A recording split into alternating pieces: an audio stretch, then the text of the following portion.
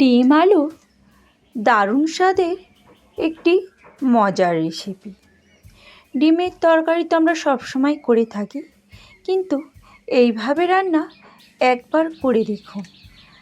গরম ভাতের সঙ্গে দারুণ তো লাগবেই, শুধু ভাত কেন, এটি রুটি কিংবা পরোটার সঙ্গে খুব সুন্দর মানাবে। আজকে আমার রেসিপি হলো ডিম আলুর চচ্চড়ি বা ডিম আলুর তরকারি, যেটি নাম দেবেন। নমস্কার বন্ধুরা, আমি মানসী, আপনারা দেখছেন মানসী এভরিথিং। প্রথমেই আমি একটি বোলের মধ্যে 3টি ডিম নিয়ে নিয়েছি, আর এর সঙ্গে অ্যাড করলাম পরিমাণ মতো নুন, কাঁচা লঙ্কা, ধনেপাতা ও কিছু কুচানো পেঁয়াজ। এই সমস্ত জিনিসগুলো দিয়ে ডিমটাকে ভালো করে ফেটিয়ে নিলাম। এইবার কড়াতে সামান্য তেল দিয়ে দিলাম এই ডিমের ব্যাটারটি, দিয়ে কিছুক্ষণের জন্য চাপা দিয়ে দিলাম। 1 মিনিটের জন্য চাপা দিয়ে রেখেছিলাম। এইবার এটিকে উল্টে দিলাম। অবশ্যই এটিকে লো ফ্লেমে করতে হবে, নাইলে উপর থেকে পুড়ে যাবে কিন্তু ভিতরে কাঁচা থেকে যাবে। এইবার এটিকে তুলে নিলাম একটি থালাতে।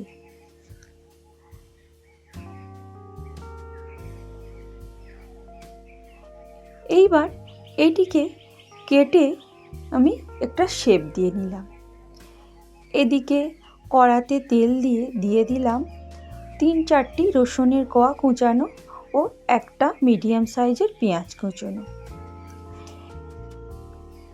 রসুন ও পেঁয়াজ একটু হালকা ব্রাউন হয়ে এলে দিয়ে দেব এর মধ্যে সরু সরু করে কেটে রাখা আলুগুলো দিয়ে কিছুক্ষণ নাড়াচাড়া করে নিতে হবে। বলতে গেলে আলুগুলো হালকা যখন লাল লাল হয়ে আসবে, এর মধ্যে অ্যাড করে দেব সামান্য নুন, হলুদ ও লঙ্কার গুঁড়ো। নুন, হলুদ, লঙ্কা গুঁড়ো দেওয়ার পরেই এই আলুগুলোকে আরও কিছুক্ষণ ভেজে নিতে হবে। এইবার এর মধ্যে অ্যাড করলাম একটা টমেটো কুচো ও 1 চামচ আদা বাটা। আদা বাটা এবং টমেটো কুচো দেওয়ার পরে আরও কিছুক্ষণ কষিয়ে নেব।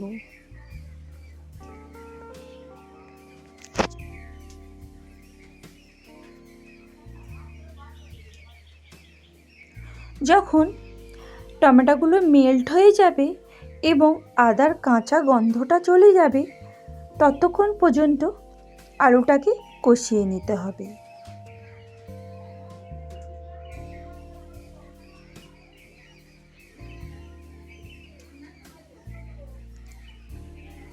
আলুটা আমার কষানো হয়ে গেছে।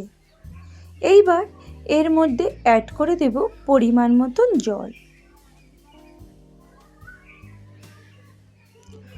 জলটা যাওয়ার পরে ভালো করে নেড়ে চেড়ে এটিকে কিছুক্ষণের জন্য চাপা দিয়ে দেব।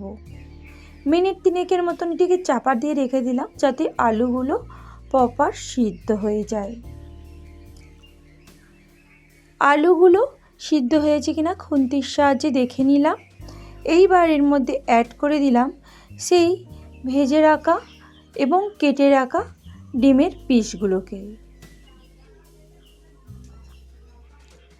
এইভাবে ডিমগুলো দেওয়ার পরে আরও কিছুক্ষণ এটিকে আমি চাপা দিয়ে রেখে দেব, যাতে ডিমের ফ্লেভারটা সম্পূর্ণ তরকারির মধ্যে পৌঁছায়।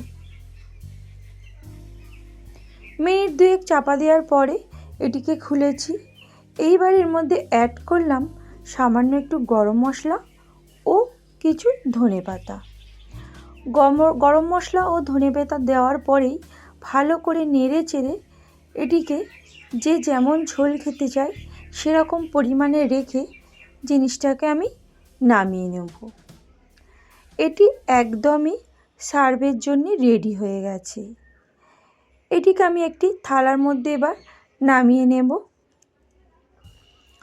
আমার এই ডিমের রেসিপি ভালো লেগে থাকলে অবশ্যই কমেন্ট করে জানাবেন, আর আমার পাশে থাকার অনুরোধ রইল।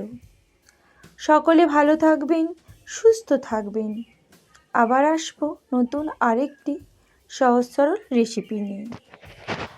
আজকের আমি এই ডিমের রেসিপিটা বানিয়েছিলাম আমাদের রাত্রে ডিনারের জন্য। এটি তো গরম ভাতের সঙ্গে খুব দারুণ মানাবে, কিন্তু আজকের আমাদের এই রেসিপিটা আমরা গরম ভাতের সঙ্গে খাবো না, এটি আমরা ডিনারে রুটির সঙ্গেই সার্ভ করব।